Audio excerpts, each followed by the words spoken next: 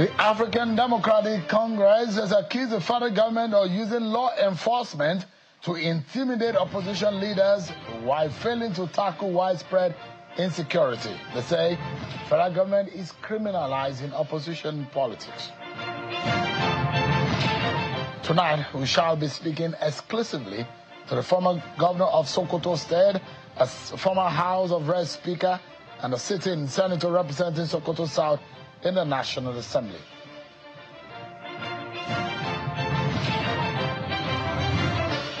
Hello everyone, welcome to the program. This is Politics Today, live on Channels Television. I am Sean Akimaloye here in Abuja. So much that we would like to unveil for you tonight, and in the conversation we'll be having on the state of the nation and our democracy. So sit out everyone. You already know my guests on the program tonight, but before we get started, let's check out some of your political roundup stories.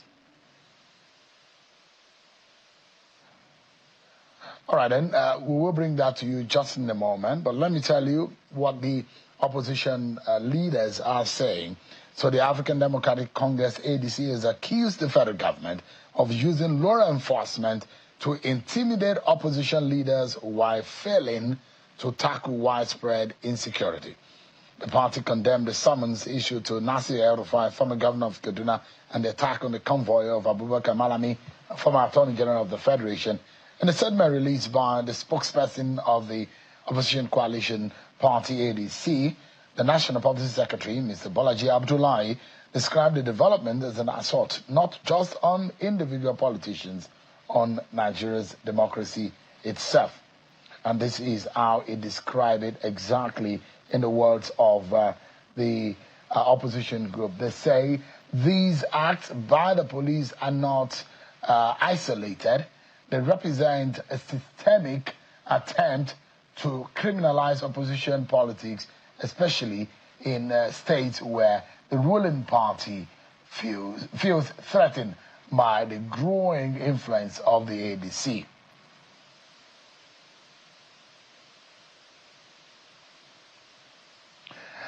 The ADC went further to say the federal government must redirect the focus of the Nigerian police toward their primary duty, protecting the lives and property of all Nigerians, instead of being used as a tool of political manipulation.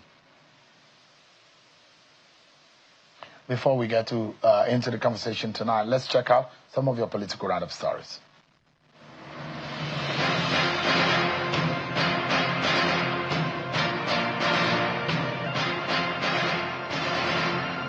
The Department of State Services, DSS, has filed terrorism charges against two senior commanders of Ansaru, a terror group said to be linked to Al-Qaeda, over their alleged role in violent attacks across Nigeria. The suspects are Mahmoud Usman, also known as Abu Bara Abbas Mukhtar, who is described as the emir of Ansaru, and his deputy Mahmoud Al-Nigeri, also called Malam Mahmouda. They were recently captured during security operations. According to the DSS, the charges against them include leading a terrorist organization, funding its activities, recruiting members, and planning violent operations nationwide. The arraignment of the suspects, according to the Department of State Services, is expected soon at the Federal High Court in Abuja. To Gombe State, where Governor Inuwa Yahaya says the strength of the opposition has been broken in the state as the ruling All Progressives Congress continues to wax strong ahead of the 2027 general polls. He made the remarks at the government house while receiving a political heavyweight who defected from the People's Democratic Party, PDP, to join the ruling All Progressives Congress, APC. Supporters of the People's Democratic Party from across the north-central states have staged a protest in Jos, Plateau State, rejecting zoning of the party's 2027 presidential ticket to the south. The protesters, who marched along Yakubu Gowon Way to the PDP secretariat, caused heavy traffic as they chanted solidarity songs and displayed placards. Leader of the North Central Support Group for Olawepo Hashim, Honorable Nympha Ezekiel, who addressed the gathering, urged the PDP leadership to revisit its zoning decision in the interest of fairness to the region. Some members of the All Progressives Congress from Buhari-era Council have protested the alleged attempt to subvert the results of the chairmanship primary election held on June 25, 2025. The protesters demand that the national chairman and NWC uphold the integrity of the June 25, 2025 primary election, insisting that the winner of the primary election be affirmed without further delay in line with the constitution of the party. Our president, a founding father of this party will not engage in such calumny, cannot descend so low in subverting the will. I will not head in democracy where people come and change result overnight. After winning an election, you come tomorrow morning and you should change the name. Is it possible? No! The Civil Society Legislative Advocacy Center, CISLAC, has called for stronger collaboration with the Federal Character Commission to promote transparency, accountability, and fairness in governance, stressing that equity in representation is crucial to national unity. The Executive Director of CISLAC and Head of Transparency International Nigeria, Mr. Awal Rafsanjani, made this statement in Abuja during an advocacy visit to the Federal Character Commission.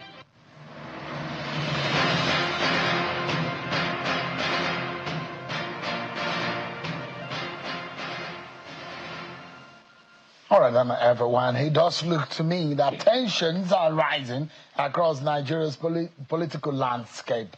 Opposition offices being sealed in Kaduna State.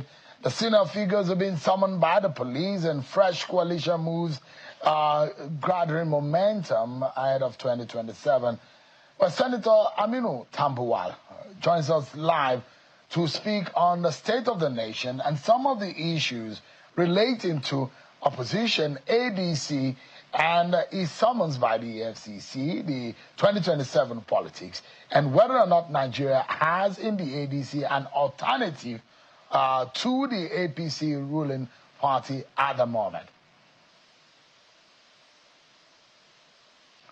I'm being joined by the former governor of Sokoto State, former Speaker of the House, and sitting senator representing Sokoto South in the National Assembly.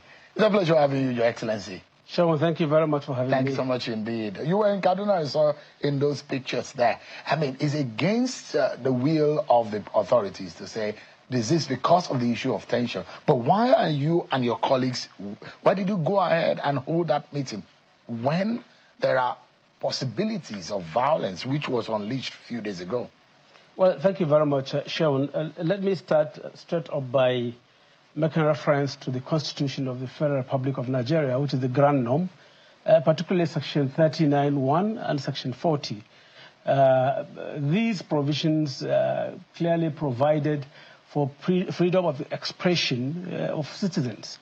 And of course, Section 40 clearly speaks and provides for freedom of assembly and gathering of individuals. And in most of the cases, or in most of the times, the police try to hide under the Public Order Act, which clearly its provisions are inconsistent with these provisions of the Constitution, to come hard on individuals or groups that are trying to come together to associate or to meet. In the instant case, first you need to understand that there is no need for permit from the police for a political party to have a meeting. Even where you write to the police, you notify the police, in most cases it has to do with rallies, political rallies. And the whole idea is for the police to provide security at the rallies and to guide political parties not to have clashes on particular days and times, and for them to meet at particular venues. It's just for guidance, and not for the police to say you cannot meet and you can meet. So it was in your right, I mean, so you're a lawyer, so you understand better. You think that it's in all the rights of the group, especially when the police were warning about the possibility of tension and clashes in a politically tense atmosphere. Is it still right as a law-abiding citizen to still went ahead? No. You see, it wasn't a rally. We were there on a commemoration visit as members of the coalition to the leaders of the coalition in Kaduna State that were attacked by thugs. We were not there for a meeting. We were there just to commiserate with the leaders in Kaduna. And we did exactly that and came out, and there wasn't anything that happened. That kind of... So there was a misreading of the situation by the police. But would you, do you think that those who have been invited should really go and meet the police and explain themselves, whatever the issue is? It is shown. I am a lawyer of about 32 years standing. I'm a life bencher. I have been a member of parliament for 12 years before, and now 2 years in the Senate. I'm a law-abiding citizen of this country. Whoever is invited by a constitutional authority should appear. So El-Rufai should go and see I will advise my brother and friend, Nasser El-Rufai, to attend to the invitation of the police.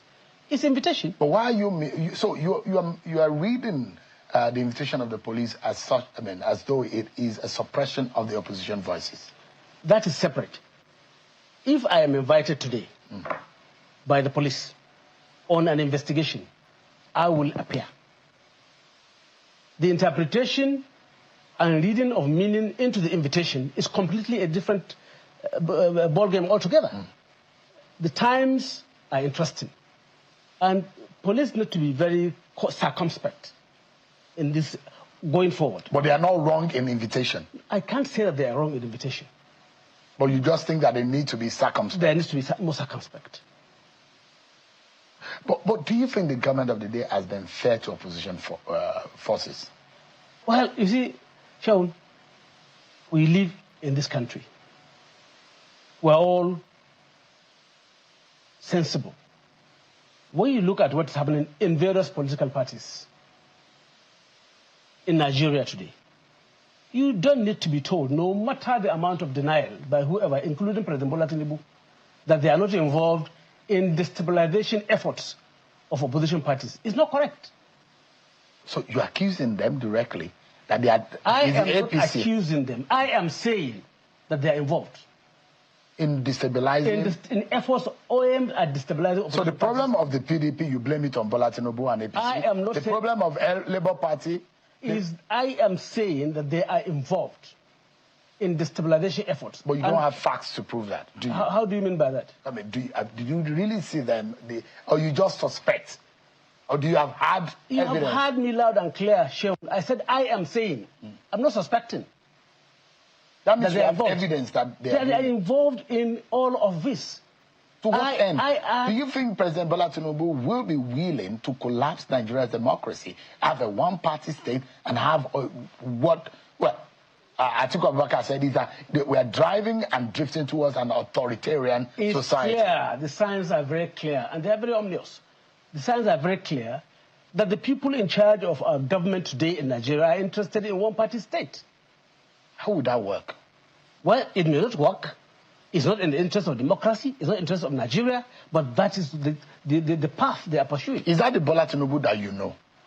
Well, from my knowledge of him, when we collaborated and worked together for democracy, he was a different person.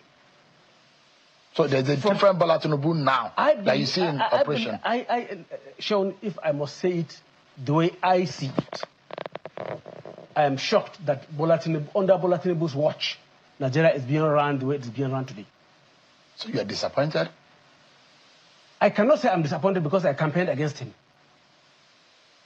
And I went round throughout the nooks and crannies of Nigeria and told Nigerians to be wary of voting Bola Tinubu and APC in 2023.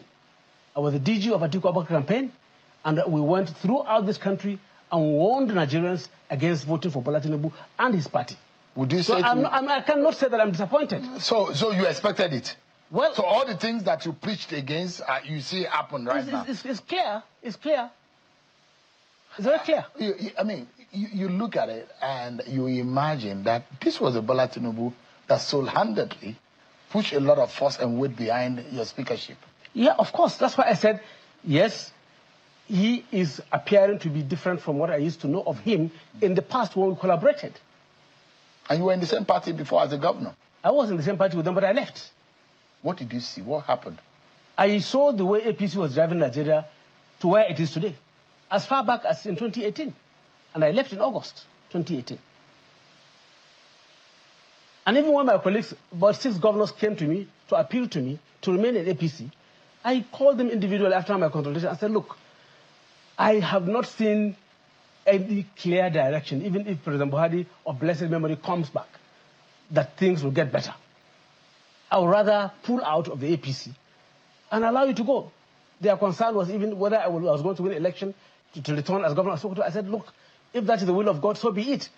But I better stand out to be counted as having opposed what is going on than to continue and return as governor of Sokoto State for a second term. You must have had a very tough time, a difficult one at that. Your former political allies, your friends, now have become political opponents. And those who have helped you politically, Bola Tinubu on one and Nyesom Wike on the other hand. It's a tough one for you, isn't it? It's collaboration. It's not anything tough. Once it is about the country.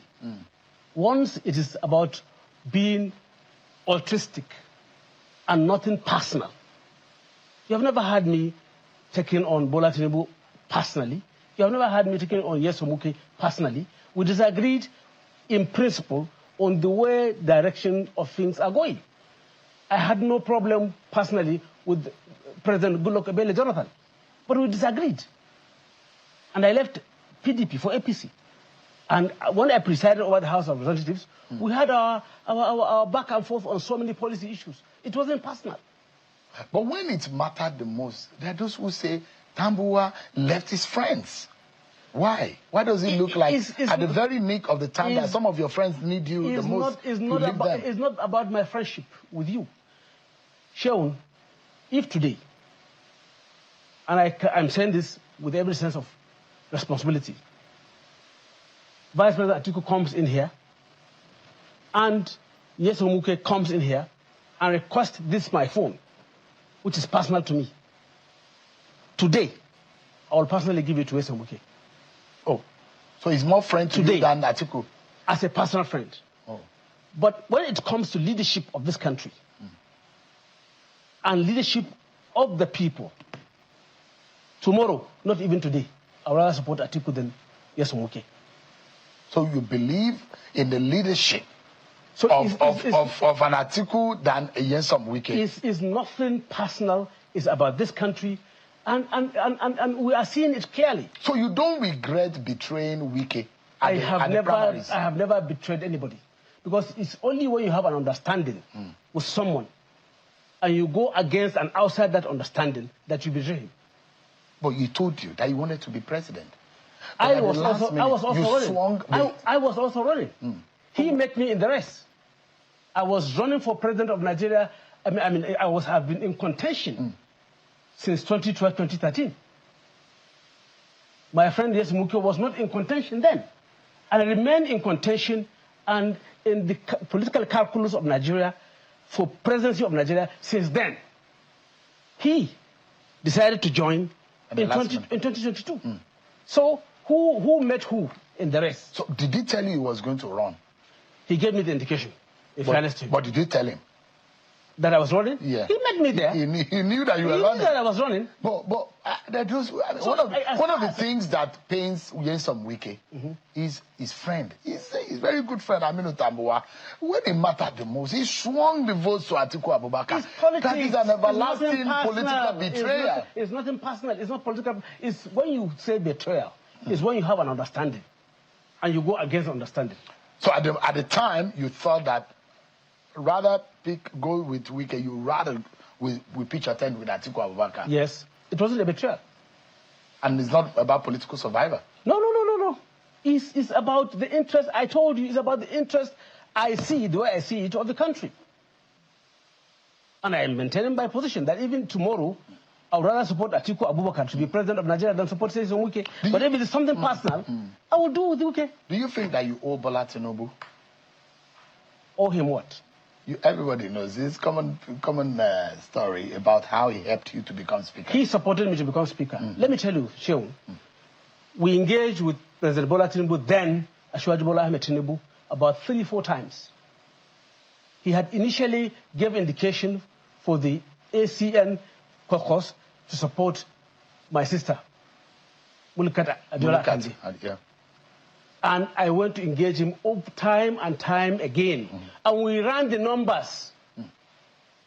He saw it clearly. He is the political strategist. He saw it clearly that I was going to win.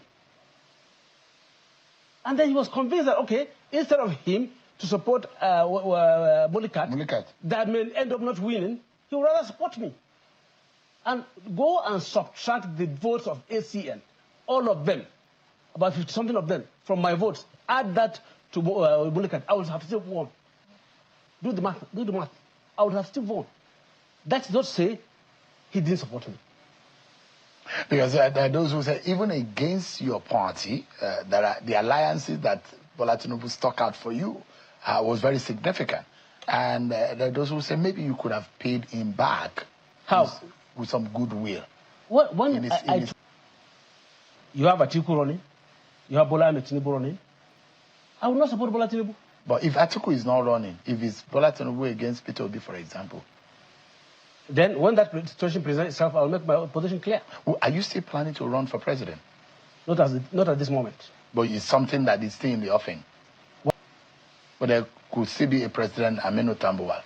You've had, but if you look at it, there are those who say, let the South finish the 8 years. And the PDP has said it loud and clear that they're zoning to the South. And you think that in all of those calculations, Atiku should still run? There's also an argument that the South of the years that civilian rule returned to Nigeria from 1999, if you add the years of Olusegun Obasanjo, 8 years, you add the years of President Goodluck Jonathan, 6 years. 5 years plus. 5 years. 5 plus 8 is how many years? 13. 13. Plus 4 of Bola Tinubu. Yeah, that would be 17. Add 8 years Buhari plus 2 of Yaradua. 10. Than getting the job done than Bola Tinubu? Oh, of course, yes. In what way? How do you think Atiku is better than Bola Tinubu? In many ways, in understanding the dynamics of how to run the government itself, the federal system, because Bola Tinubu had always been confined to his locality in the local environment of Lagos, with due respect. And he had never been a federal operator. He doesn't understand the federal system. Look at it. Up till now, we don't have ambassadors. Up till now. 2 years with almost 3 months into the administration. What does that tell you? It was Jonathan that was described by the opposition as clueless. But the way you are talking right now, they say Tinubu is not Jonathan. That's what they say. Well, they say Tinubu is not Jonathan in terms of political machinations.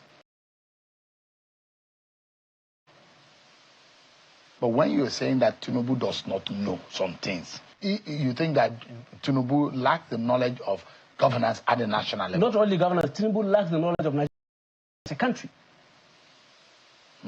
He would not have been running the country. But he's not clueless. But he lacks the knowledge. He lacks the knowledge of how even the fabric that has the Nigerian Federation is made up. Is a knowledge the nation operates. And that those who say, look, for a long time that we've ever known that between in the currency market. There are those who argue also that we have been long reliant on just a major sector of our economy, that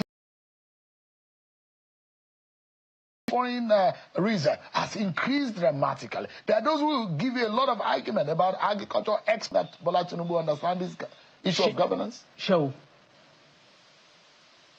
All of this, I've heard you. As we speak now, in my senatorial district, where I represent in the Senate, bandits have almost taken over virtually every local government. In Sokoto? In Sokoto. South? Sokoto South. 2 years plus when I left, before I left, it wasn't like that. Is that the fault of the federal government or the state government? The situation in Sokoto South, Sokoto East, is increasingly getting worse. So when you speak of all of this to me, plain Laprawa are there, and also the banks, as I said, government, most of the people, the villages have been evacuated. They have run out of their places. Same thing in Kebe local government. The youth leader of PDP in my Tambuwal local government has been kidnapped. Bodinga local government, Turinga local government, Tureta, Dengishuni, all of these local governments are affected as we speak. 2 years plus, the situation was not as bad. So when you are talking about governance, the number one priority of any government cannot say that they are doing that because I know what is going on at it and in my constituency. Would you say security is just now doing? You are their leader. Yes. Their entity. My job is to draw the attention of the security forces to this, and I'm doing that. And to collaborate with them. Who are these people? Do we know them? I don't know them. I don't know this, and I'm doing that. And to collaborate with them. Who are these people? Do we know them? I don't know them. I don't know them. Are they bandits or terrorists or who are they? I will, in this instance case, I believe that they are bandits. So because Sokoto is a contiguous state telling the security forces since 2015, 2016 that unless you are able to do simultaneous operation, cordon the areas and face these people, if you do what you are doing now, isolated, then you just disperse them into other states. But as a former governor and now a sitting senator, a former speaker of the House of Reps, there's been this conversation around state police. Yes. Why has it been difficult? That conversation comes up now and time again.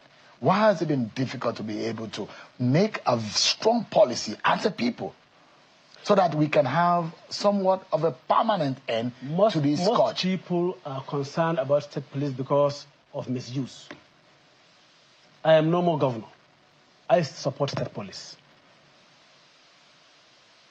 I support the idea of state police. But as a governor, you did not. I did. I supported it. What I'm saying is that I am no more governor. Assuming I'm a state governor, people will say that I want to use it against my opponents. Mm-hmm. No. And you see, yes, you have federal police, but part of the problem is that you post someone from, say, for example, Sokoto to Enugu. He doesn't understand the terrain. He doesn't understand the language.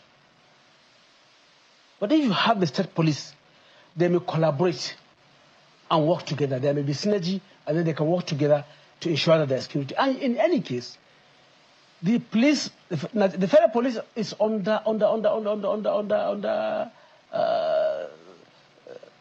don't have enough in the police. Mm. We need more recruitment, more boots on the ground, both in the police and in the army. Let me show you what the Zamfara state governor said. And it bothers the mind. This is a sitting governor, and a lot of governors that I've spoken with, in fact, some governors have told me that there are no chief security officer of their states, and the control comes from Abuja. It takes away the control that they have. For example, the governor of Zamfara State is saying it on the radio, and look at what he said. He said that, let me tell you something. I swear to God, wherever bandits are, we know, I know. I can show you on this phone whenever they are. I know, but we can do nothing. If I am the one in power to give the directives, I swear the issues will come to an end in 2 months. In 2 months, that's what he said. Mm-hmm. What do you make of this? This language infers frustration. It infers that there is a lack of synergy and understanding. Because if the governor says, I know, I see, and that if he has the power to do it, and he said, but it is my duties and responsibility, and I did, but giving vehicles out, it meant that way. But they can only be directed from Abuja. I swear to Allah, there was a time I shed tears. We see there is a need for them security operatives to be there, areas prone to bandits attacks, and protect people. They won't until they get directed from Abuja. What do you... what can you take away from that statement? See, Shehu, I've been governor of Sokoto for 8 years. I was confronted with security challenges, not to the magnitude in Zamfara. But I provided vehicles, Sokoto government, under my leadership, provided vehicles to the police, the general security apparatus, over 600 vehicles. Over 600 vehicles. And we were giving them monthly allowances. And every support, whatever they're doing, any special clearance operation, we support them. It's very frustrating when a governor cannot give instructions to either the commissioner of police or the brigade commander until he clears from the center. That is the reality of the situation. I'm not surprised at the way the governor of Zamfara spoke. It's out of frustration, and that is the reality on ground. I'm not holding brief for the governors, but that is their own situation. How can we reverse this trend? What can we do to fix it?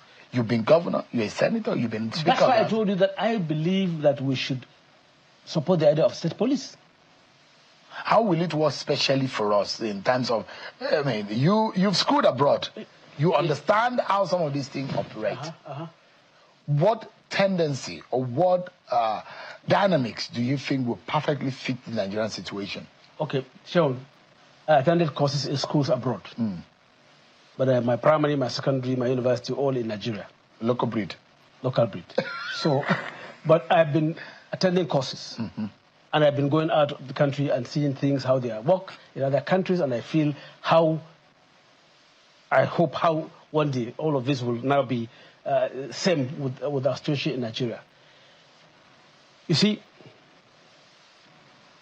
you need to recruit more into the Nigerian security system. More personnel, more boots on the ground, more of empowering them with the right tools of work.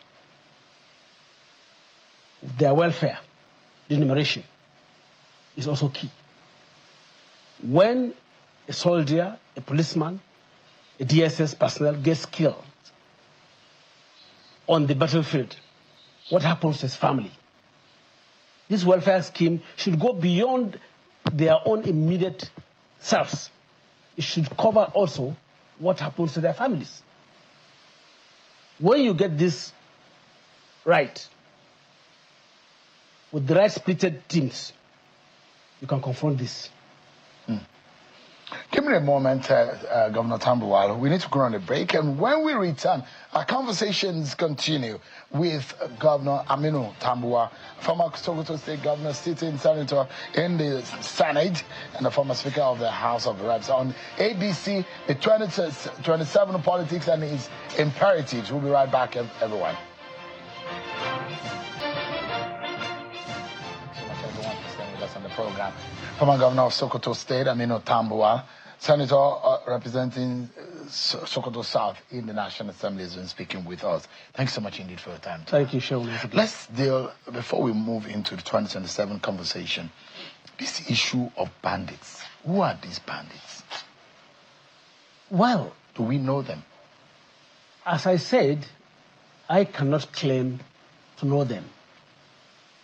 When I was governor of Sokoto State, we tried as much as possible to identify their camps and give information to the security forces. And working with them, we dispersed and to a very large extent neutralized, the government was able to, the security forces were able to neutralize a number of their camps. I can only tell you that I used to hear names of people like Turji, Dogo Gide, but I've never had any encounter or seen any of them. So I cannot claim to say that I know them. You never engaged the bandits when you were a Sokoto governor? Well, maybe I can say we did through backdoor channels and sending people to talk to them and speak to them to understand that, look, what are your grievances? Tell us your grievances. Were you able to pay them to calm down too? No, not to pay them. What we were able to do was to take over their arms, surrendering their arms. That program, we actually carried out such a program. But when your friend El Rufai said that the federal government is like a state policy of paying the bandits, do you have that kind of knowledge? I am not aware that anybody is being paid, to be honest with you. I cannot claim to say that I know that anybody is being paid by either federal government or any state government. Are these bandits from Nigeria or outside of Nigeria? I think it's a combination of foreign elements and Nigerians. You know, with the problems in the Sahel particularly from Libya. Downwards. We've been having this problem in the Sahel and West Africa. And people really don't remember that this problem did not start today. You remember when Chad was almost like a failed state under either Gokunu Wadai or Hisn Habre. There was influx of light weapons into the country as far back as that time in the 80s. So this problem has been there for long in the Sahel. So, and our borders are not properly manned, so you can't say that there are no foreign elements in this banditry. There are. It's criminality. It's business to them. They are making money out of it. So it's a very, do you think it's a bit more tricky or trickier to handle than Boko Haram, where they have seemingly unified objectives and purpose? Boko Haram, you can say that they have a command structure, it's ideologically driven. You can clearly see this banditry. I mean, yes, they have some leadership, but even amongst them, they fight themselves. Sometimes they fight themselves. So it's hard to understand. Yeah. It's not the concept that they are remnants of political thuggery out of an election also. Is that tendency also there? There are political tendencies to the banditry that we see. Well, from my experience, I cannot say that I have ever identified any political thug being involved in banditry when I served as governor of Sokoto State. Or who transited into banditry? Who transited? I can't remember any such security report coming. But security officials have said there are political inclinations to the banditry that we see in Nigeria, and the reason that we are seeing the spike and the rise in the number of these violence is because of political reasons. Maybe in some states. I am limiting myself to what I know in Sokoto when I served as governor, and I told you, as we speak now, my senatorial district is under siege by the bandits. So I'm appealing to the federal government to do the needful. Send with immediately some reinforcement to Sokoto to really contain this situation. Can we consider building fences, building walls in Nigeria? On our borders? I know they are large. There are those who say it should be one of the measures. Even President Trump, who said he was going to build walls, has he really been able to build those walls? So I think you don't buy that idea of. It's more of really not just walls. Getting to the root of this problem.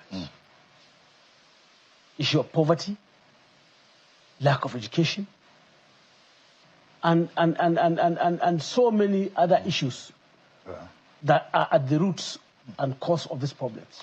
Let me quickly take you up on a few other issues. There are those who think that you were careless. How would you withdraw that amount of money in cash? The reason why EFCC invited you? Well, Sean, one, that's not correct. 189 billion in 7 years would have meant our government withdrawing 2.25 billion every month, cash in Sokoto. Where are the resources? How much was the allocation coming to Sokoto? How much were we paying salaries, pension, gratuity? And up to the time I left, we were not owing any civil servant any salary in Sokoto. And we were paying pension, as I went to. So how do you get the resources to even withdraw such cash? You see, Sean, this matter is still under investigation. I'm going back to EFCC sometime this coming week. I don't want to discuss it on national television. Let us continue with the investigation and see how far they can prove that. But you say that it is politically induced. Yes. Who are those after you? Those who are concerned and worried about my activities. Do they think that you want to be president, or what ambition are they worried about? I'm fully involved in a process democratically and lawfully that will end, by the grace of God, in sending this government out of office. And you are committed to it? 100% till now. And you think you can do it? By the grace of God. That you chase this government out of power? With the help of God and Nigerians, we will send these people out of office. Is it some northern elite conspiracy coming together to send Bola Tinubu by force? It's a national consensus. Is Peter Obi from northern Nigeria? Is Adebishola not from Osun State? What are you telling me? Are they not all part of the coalition? But is it true that some northerners are not happy with Bola Tinubu? It's true that Nigerians are not happy with Bola Tinubu. I'm not speaking for northerners. What about some of you in the north who are coming together and say it's a must, it's a project that must be executed? I am not involved in coming together of the north to say it's a must that Bola Tinubu must go. I am involved in a national coalition that there should be a change of guards in Asorok through a constitutional democratic process, May 29th, 2027. You know the political capacity of Bola Tinubu.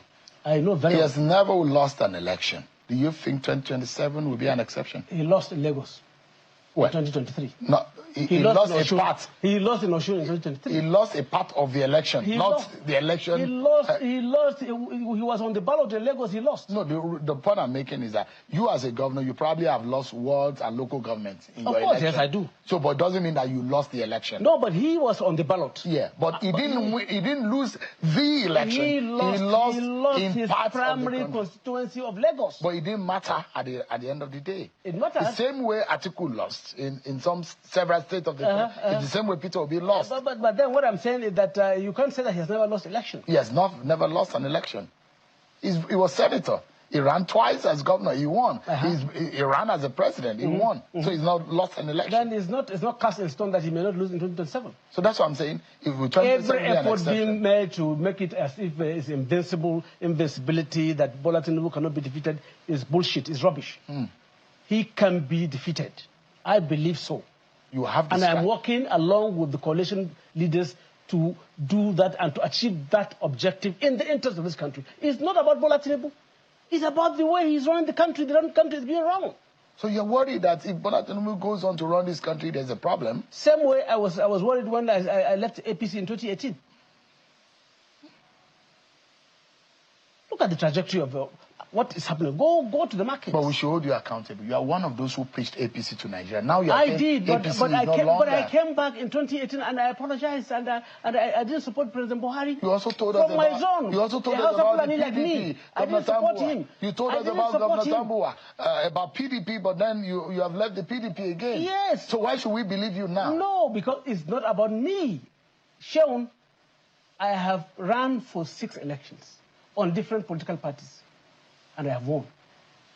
2003, 2007, 2011, 2015, 2019, 2023. It's not about personal interest. And it's not about political parties. Our political parties are not ideologically driven. Otherwise, if you ask me, what will Buhari be doing with some individuals that were in APC with him? Was it not just convenience to win election? Certainly not about ideology. So, who do you think, because there are those who think that, look, if Atiku, Jonathan, Peter Obi, all of them are on the same ballot with Tinubu, Tinubu will beat them. Just the way he beat Peter Obi and Atiku. I think differently. Really? Yeah, I think differently. The multiplicity of these heavyweights, if they are on the same ballot. It will be easier for the opposition to come together and defeat Bola Tinubu. If they form an alliance. If they form an alliance and come together, it will be easier. But it's not certain that if they run, Bola Tinubu running, President Jonathan running, President Bola Tinubu, President Jonathan, Vice President Atiku Abubakar, Peter Obi, maybe you can even add Konkoso, running the same election, that Tinubu will win. But politically, mathematically speaking, right? Yes. The opposition would have destroyed themselves in splitting the votes. Tinubu will capitalize on already won territories because he has more territories than the opposition. No. You see, the dynamics are different. When this happens, the dynamics will be different. And they will change. And a lot of factors will influence the way people are going to vote. Let me ask you a frank question. I know that you speak your mind freely. To be honest, if you have your way as an individual, there is an Atiku, there is a Namechi, there is Peter Obi, there is a Jonathan, and you really want to beat Tinubu, who do you think people can coalesce behind that can actually get the job done, that will be on the ballot and be a real threat to Tinubu, in the real sense? When they declare, all of them, openly that they are interested, I'll come back here and tell you my choice. I will not speculate as it is now. No, not speculation. It's speculation. It's just like I ask you. I've always seen Aminu Tambuwal wearing white. It means that you have a favorite color, which might be white. Well, so the question I'm asking is that on a good day, when Aminu Tambuwal is happy, he might wear his white. When these individuals declare. Well, we've known their interest. But I'm saying, who do you think is formidable enough to be able to face Bola Tinubu and the APC in 2027? When we get to that bridge, we'll cross it. Maybe it's Aminu Tambuwal. It's on me. Okay. We'll take another break, and we'll be right back, everyone. Join us again. Thanks so much, everyone, for staying with us. Our closing moments now with Aminu Tambuwal, former governor of Sokoto State. Do you miss the PDP? Not exactly. I have not formally declared that I have left the PDP, but... you're just doing anti-party activity? No, I'm not doing anti-party activity. I'm involved in bringing everybody together, a coalition. I am not representing PDP in the coalition, and individuals are there, not parties. So the nocturnal meetings and the open meetings, you don't think puts your membership of the PDP at risk? No, not at all. Your party is not going to be worried about it? They may be concerned, but they know what they are doing, and we know what we are doing. So if you have your way, which one would you pick? PDP, ADC? What do you mean? You are a member of the PDP. You say you have not left. Yes. So you are moving around with ADC. Atiku Abubakar. My idea is that let's bring both PDP and ADC and form a coalition. That's the spirit I have. So what if that doesn't work? What happens in 2027? Then if that doesn't work, at that point, if we fail to do that, then I'll make my position known. They say that the opposition coalition is not serious, it's not organized. That's a problem, isn't it? That's their wish. And they will never get it right. That's their wish. Dumebi Kachiku says that some of you are coming through the back door to take over the party. And he says that he has issues. He has taken the matter to court. Dumebi Kachiku is serious about chasing some of you out of play. I don't join issues with Dumebi Kachiku. You don't see him as a threat? I don't join issues with him. Even in the court? I'm not in court with him. So ADC, the coalition opposition there? ADC leadership will speak to that issue. Let me get your view about the zoning arrangement. You are a leader of the PDP. Your party has zoned to the south. What do you make of that? Well, that's the decision of the party. We have to live with it. I understand that you are a big fan of Seyi Makinde. My very good friend. You think he will make a good president? Well, if he throws his hat into the ring, then we'll review him and see whether he can do the job. But as of now, he has not told me that he's running. I will relate very well with him. The wiki factor in the PDP, does it concern you? It has always been of concern to every well-meaning member and leader of the party. How do you deal with it? Well, it has become almost a problem that has defied every solution.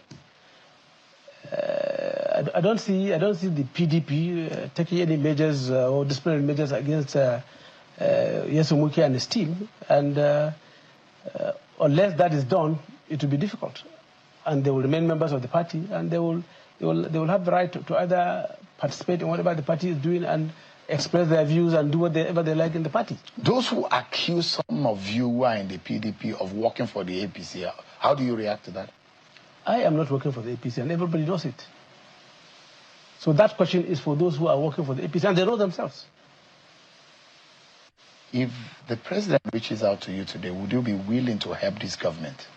In what sense? If they reach out to you, you're a nationalist. Yeah, but if they reach out to me, they want my ideas on how to run the government, I will give them. If the president invites you to the APC, would you join them? I will not join APC. Why not?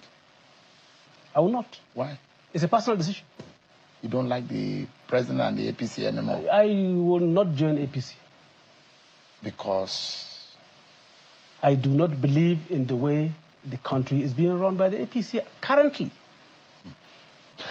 On a final note, if there's something that gives you a lot of worries about the future, especially the young Nigerians who are looking forward to the leaders of today and saying, where do we go from here? Whose hopes are high? What worries you the most about the future of this country? When I look at the growing population, the younger ones, and I look at the direction of the country, I get very worried. We're not doing much in education. We're not doing much in providing jobs and creating an enabling environment for these youth to actually apply themselves and get themselves, actualize their passions and their visions and what their interest is. And we're not doing much in stabilizing the security of the country. I get very worried. Governor Tambuwal, it's a pleasure seeing you again and speaking with you on the program. Thank you so much indeed for coming tonight. Thank you, Sean. I appreciate it. Thank you very much. That's our show for tonight, everyone. Many thanks for watching. I'm Sean Okimale. God bless Nigeria.